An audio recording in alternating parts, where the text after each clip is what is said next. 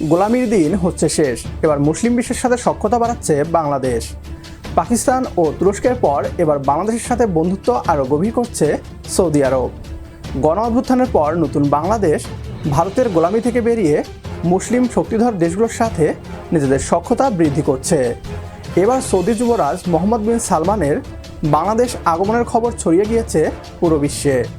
মাননীয় প্রধানমন্ত্রী তারেক রহমানকে সৌদি আরব সফরের আমন্ত্রণ করার পর নিজেই এবার বাংলাদেশ সফরের ঘোষণা করলেন।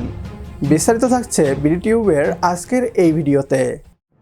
গণ অভ্যুত্থানের আগের বাংলাদেশ এবং পরের বাংলাদেশের পররাষ্ট্রনীতিতে এক ব্যাপক পরিবর্তন এসেছে। আগে বাংলাদেশকে দেখা গিয়েছে ভারত এবং চীনকে খুশি করতে ব্যস্ত, তবে নতুন বাংলাদেশ নিজের অর্থনৈতিক সমৃদ্ধির পাশাপাশি মুসলিম দেশগুলোর সাথে সক্ষমতা বৃদ্ধি করে নিজেদের সামরিক শক্তিকেও বাড়িয়ে চলেছে। তুরস্ক বাংলাদেশের সামরিক সক্ষমতার কথা এখন পুরো বিশ্বই জানে। বাংলাদেশের মাটিতে একাধিক হাতিয়ার তৈরির কারখানা স্থাপন করে ভারতের দুশ্মনে পরিণত হয়েছে তুরস্ক। একইভাবে পাকিস্তান থেকে বাংলাদেশ আমদানি করছে বিভিন্ন হাতিয়ার, যা দেশের সামরিক সক্ষমতাকে এক অনন্য উচ্চতায় নিয়ে গিয়েছে। বাংলাদেশের সেনাবাহিনীর কমান্ডাররা আগে ভারত থেকে ট্রেনিং নিত, তবে এখন তাদের পাকিস্তানের ট্রেনিং নিতে পাঠানো হচ্ছে। একটি পরিষ্কার পররাষ্ট্রনীতিতে বল দেখা যাচ্ছে নতুন বাংলাদেশের।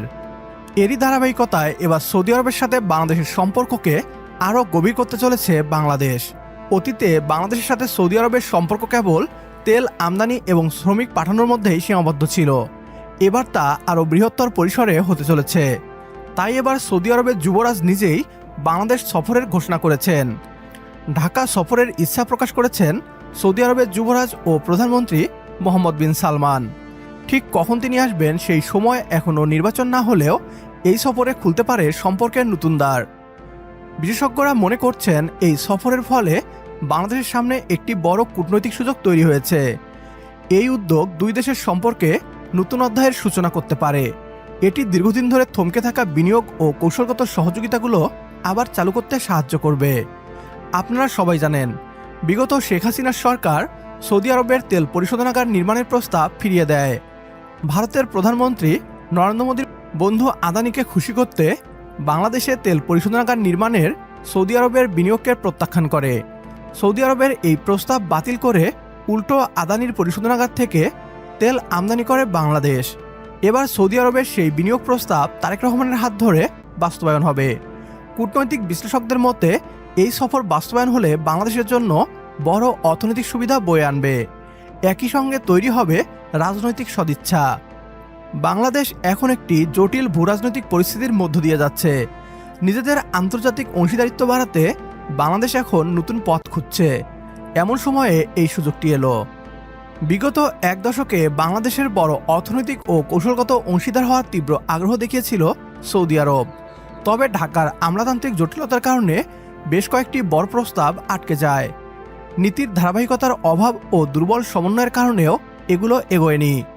এই বিষয়ে সংশ্লিষ্ট কূটনৈতিক ও সাবেক কর্মকর্তারা এমন তথ্যই জানিয়েছেন। সৌদি আরব এখন বাংলাদেশের নতুন সরকারের সঙ্গে যোগাযোগ শুরু করেছে। তাই বিশেষজ্ঞরা মনে করছেন যুবরাজের সফরের আগে বাংলাদেশের দ্রুত প্রস্তুতি নেওয়া উচিত। অতীতের মতো সুযোগ যেন হাতছাড়া না হয়, সেজন্য সুনির্দিষ্ট প্রস্তাবের একটি প্যাকেজ তৈরি করা দরকার। সৌদি যুবরাজ মোহাম্মদ বিন সালমানকে বাংলাদেশের স্বাগত জানাতে প্রস্তুত বাংলাদেশের জনগণ। সৌদি আরবের বিনিয়োগের প্রস্তাব এবার যেন হাতছাড়া না করে বাংলাদেশ। আমাদের সাথে একমত হলে কমেন্ট বক্সে ইয়েস লিখে জানিয়ে দিন আমাদের। সেই সাথে ভিডিও শেয়ার করে দেখার সুযোগ করে দিন আপনার বন্ধুদের। আপনার একটি শেয়ারে হয়তো অনেকেই জানবে বাংলাদেশের ইতিবাচক খবরগুলো। পরবর্তী ভিডিও দেখার আমন্ত্রণ জানিয়ে বিদায় নিচ্ছি আজ। আল্লাহ হাফেজ।